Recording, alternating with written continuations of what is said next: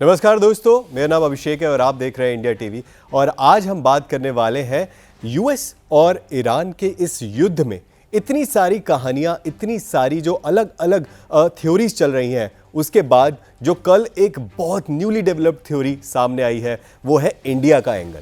आखिर इंडिया और प्रधानमंत्री मोदी का एंगल यूएस, इजराइल और ईरान के इस युद्ध में कहां से आता है, वो मैं आपको बताता हूं। लेकिन उससे पहले एक बहुत ही गर्मा गर्मी वाला माहौल हो गया था जब जेडी वेंस, जो कि वाइस प्रेसिडेंट है, उपराष्ट्रपति है यूएस के, उन्होंने एक बयान दिया अपनी प्रेसर में। वहां पर उन्होंने बोला कि जब उनसे सवाल पूछा गया कि इजराइल बार बार वॉशिंगटन के या यूएस प्रेसिडेंट के कहने के बावजूद भी हमले करता है, लेबनान पे हमले करता है, ईरान पे हमले करता है, उनके हमले रुकते नहीं हैं, तो बेंजामिन नेतन्याहू जो है वो ऐसा लग रहा है कि यूएस के कब्जे से बाहर है।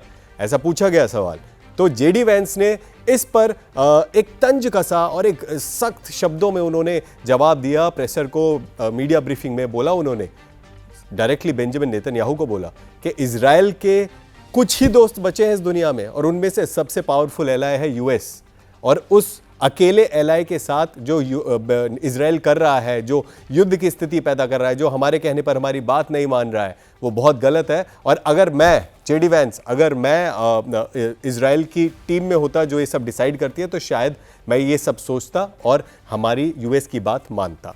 इसके तुरंत बाद फॉक्स न्यूज़ में एक इंटरव्यू होता है बेंजामिन नेतन्याहू का, इजराइल के प्रधानमंत्री का, जिसमें बेंजामिन नेतन्याहू ने एक साफ शब्दों में यूएस को, जो अपने आप को दुनिया का सबसे पावरफुल देश तो कहता ही है, लेकिन इजराइल का ओनली एलाय, अकेला दोस्त मानता है, उसमें ये सवाल पूछा गया, ये बाइट दिखाई गई बेंजामिन नेतन्याहू को, और उन्होंने क्या जवाब दिया। उस जवाब को सुनने के बाद यूएस तो चौंक गया, पाकिस्तान भी चौंक गया होगा, लेकिन साथ ही साथ इंडिया को लेकर बहुत सारा जो उन्होंने सुझाव दिया और अपनी बात बताई, अपने आप में जो प्रधानमंत्री मोदी के साथ उनकी दोस्ती है, उसके ऊपर एक गहरी बात कही। तो बेंजामिन नेतन्याहू ने बोला कि यूएस बोलता है कि हमारा सबसे पावरफुल एलाय यूएस है, लेकिन मैं उनको बता दूं, जेडी वेंस की मैं बहुत इज्जत करता हूं, लेकिन मैं उनको बता दूं कि अकेला यूएस हमारा दोस्त नहीं है।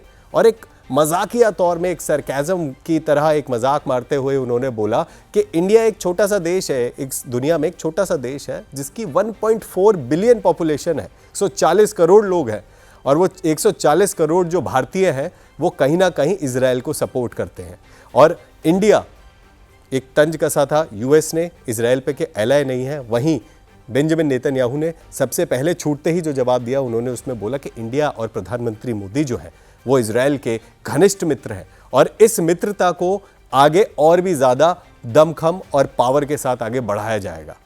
अब यहां से बात आती है प्रधानमंत्री मोदी की और जो बेंजामिन नेतन्याहू की दोस्ती की। आखिर कैसे शुरू हुआ था ये कारवां?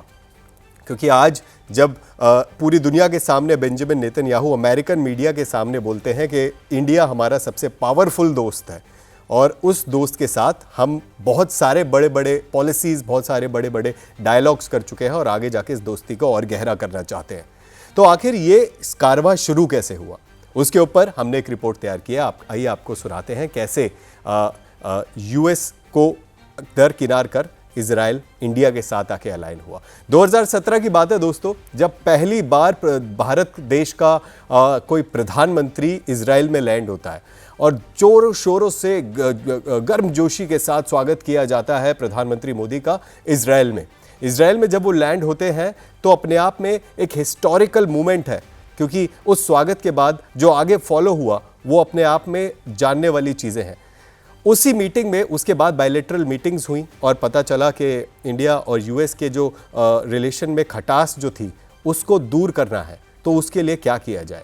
डिफेंस टाइज बनाए गए, एडवांस डिफेंस टेक्नोलॉजीज़ पर साइन किया गया, एआई जो टेक्नोलॉजी थी उसको शेयर करने का जो पैक्ट साइन किया गया, सिक्योरिटी टाइज बनाए गए, मोसाद और रॉ के बीच में कैसे कोऑर्डिनेशन बेटर किया जाए, उसके ऊपर नई टेक्नोलॉजी कैसे डेवलप की जाए। डीआरडीओ और आईएआई जो इजराइल की मिसाइल डेवलपमेंट जो अथॉरिटी है, उनका जो मेल झोल है उससे हम क्या कर सकते हैं, कैसे हम नए मिसाइल्स बना सकते हैं, कैसे पूरी दुनिया का जो एक नैरेटिव है उसको ख़त्म करने के लिए इजराइल और इंडिया साथ में आ सकते हैं। बस वो एक शुरुआत थी। उस शुरुआत के बाद जो एक के बाद एक मीटिंग्स हुई, जो एक के बाद एक चाहे इजराइल मुश्किल में हो, चाहे भारत मुश्किल में हो, हमेशा एक दूसरे के साथ ये दोनों देश खड़े रहे। चलिए आपको मैं बता देता हूँ, 2017 में स्ट्रेटेजिक पार्टनरशिप के तौर पर पहली बार एक बायलैटरल मीटिंग हुई और इसको रक्षा, एआई और कनेक्टिविटी के तौर पर बहुत सारे नए नए समझौते और 27 बड़े परिणामों के साथ उस पर हस्ताक्षर किए गए। उसके बाद लगातार एक के बाद एक रक्षा और सुरक्षा के क्षेत्र में बड़े सौदे किए गए, जिसमें कि इजराइल और भारत के बीच में को डेवलपमेंट एंड जॉइंट प्रोडक्शन को लेकर कोई भी एडवांस टेक्नोलॉजी अगर बनाई जा रही है, डिफेंस टेक्नोलॉजी अगर बनाई जा रही है, हथियार खरीदने की बात हो रही है, तो उसमें सिर्फ खरीद नहीं है, जॉइंट प्रोडक्शन और को डेवलपमेंट का नाम देकर उस चीज़ को आगे बढ़ाया गया। आपने एक मिसाइल सिस्टम का नाम सुना होगा, उसका नाम है बराक 8। भारत के डीआरडीओ और इजराइल के आईएआई के द्वारा जो ये पूरी टेक्नोलॉजी है वो विकसित की गई। आपने एक और टेक्नोलॉजी का नाम सुना होगा, उसको कहते हैं आयरन डोम। इजराइल का सबसे मजबूत जो एयर डिफेंस सिस्टम है उसको कहते हैं आयरन डोम। आयरन डोम उस ज़माने में उस टेक्नोलॉजी शायद बहुत ही कम देशों के पास ये टेक्नोलॉजी थी, लेकिन उसके बाद बहुत दुनिया में इस टेक्नोलॉजी को डेवलप करने का एक मौका मिला। इंडिया ने भी बहुत सारे ऐसे एयर डिफेंस सिस्टम को डेवलप किए और इंडिया के पास भी आज एक पूरी फहरिस्त है एयर डिफेंस सिस्टम्स की। कहीं ना कहीं इजराइल का इस एडवांसमेंट में, इस टेक्नोलॉजी को बढ़ाने में बहुत बड़ा हाथ था। साथ ही साथ यूएवीज़ की बात करूंगा, अनमैन्ड एरियल व्हीकल्स की बात कर रहे हैं। अनमैन्ड एरियल व्हीकल्स जो कि LAC पर निगरानी रखें, उसके लिए इजराइल और इंडिया ने एक डील साइन करी थी। हेरोप सुसाइड ड्रोन्स की बात करें तो इसके ऊपर भी इजराइल ने भारत को बहुत सपोर्ट किया। उसके अलावा बहुत से अन्य ऐसे advance anti aircraft missile systems भी ऐसे डेवलप किए गए जो कि भारत के पास नहीं थे, लेकिन इजराइल ने एक दोस्त होने के नाते और अगर मैं इन एडवांस मैकेनिज्म्स की बात करूं, इस टेक्नोलॉजी की बात करूं, तो दोस्तों कोई भी देश ऐसा नहीं है जिससे अगर हम एक्सपोर्ट में कोई ऐसा प्रोडक्ट खरीदे, कोई ऐसा वेपन खरीदे और वो हमें पूरा प्रोडक्ट उठा के दे दे विद द टेक्नोलॉजी ट्रांसफ़र। ऐसा होता ही नहीं है। चाहे हम राफेल्स की बात कर ले, चाहे हम Su-57 की बात करें, चाहे हम बात करें अमेरिका के F-35 की जो हमें देना चाहता है, लेकिन साथ में टेक्नोलॉजी ट्रांसफ़र नहीं करना चाहता। लेकिन इजराइल ही एक ऐसा दोस्त है भारत का जिसने टेक्नोलॉजी ट्रांसफ़र के साथ सारे वेपन्स को भारत को डेवलप करने और जॉइंट प्रोडक्शन के लिए जो ये पूरा प्लान था वो दिया था। अब हम बात करेंगे I2U2 के बारे में। I2U2 एक बहुत बड़ा जियोपॉलिटिकल ग्रुप है जिसमें कि अमेरिका है, भारत है, इजराइल है और UAE है। ये जो 4 देश हैं, इन 4 देशों ने बहुत बड़ी बड़ी पॉलिसीज़ पूरे मिडल ईस्ट में की बात करें या फिर हम साउथ एशिया की बात करें या फिर अमेरिकन कॉन्टिनेंट की बात करें, वहाँ से ये नई पॉलिसीज़ बनाई और इन नई पॉलिसीज़ के तहत जितना भी टेक्नोलॉजी को डेवलप करना है, चाहे वो हमें अपनी इकोनॉमीज़ पे काम करना हो, चाहे हमें स्ट्रेट ऑफ हॉर्मूज से अगर ऑयल की जो एक्सट्रैक्शन करना है वो कैसे करना है, इस पर बात हुई। उसके बाद जो इंडिया का ड्रीम प्रोजेक्ट है IMEC, IMEC कॉरिडोर, उसको जोर दिया इजराइल ने, ताकि इजराइल कहीं ना कहीं भारत के साथ अपनी दोस्ती को निभाकर कहीं ना कहीं इंडिया को एक मजबूत बैकिंग दे और कोई भी उसका प्रोजेक्ट जो है, भारत का प्रोजेक्ट जो है, वो फेल ना हो।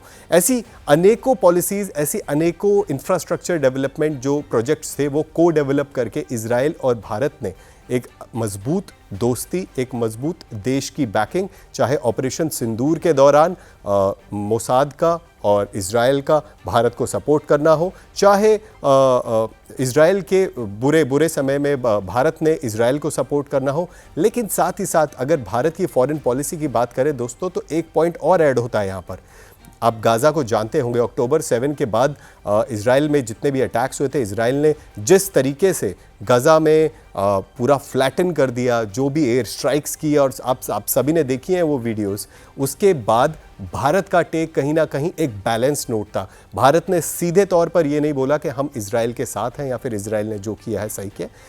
भारत ने ये ज़रूर बोला कि इजराइल के पास राइट टू डिफेंस है और ऐसे अगर कोई भी प्रॉब्लम्स उसको अपने क्षेत्र में लगती है, टेरिटोरियल एक्सटेंशन का जो क्राइसिस है अगर उसको लगता है, तो एग्जिस्टेंशियल क्राइसिस उसको फील होता है, तो वो अटैक कर सकता है अपने डिफेंस में। लेकिन पैलेस्तीन में जो भी हो रहा है, भारत उसके साथ भी सहानुभूति रखता है। तो भारत की फॉरेन पॉलिसी हमेशा से क्लियर है कि आप चाहे किसी के साथ कोई भी देश बहुत अच्छी दोस्ती हो चाहे ना हो, लेकिन हमारा हित जहां पर है, चाहे वो रशिया से ऑयल खरीदना हो अमेरिकन सैंक्शंस के बावजूद, चाहे वो इजराइल के साथ दोस्ती को बरकरार रखना हो, चाहे अमेरिका ने जितने भी हमारे ऊपर प्रतिबंध लगाए हैं अमेरिका को मुंह तोड़ जवाब दिया है, और चाहे वो डोनाल्ड ट्रंप के कहने पर प्रधानमंत्री मोदी ने अपने जितने भी इवेंट्स थे उनको कैंसिल करना हो, इवेंट्स में ना जाना हो। प्रधानमंत्री ने जब डायरेक्टली कनाडा से जब वो आ रहे थे G7 अटेंड करके, उसके बाद डोनाल्ड ट्रंप ने उन्हें बुलाया था मीटिंग के लिए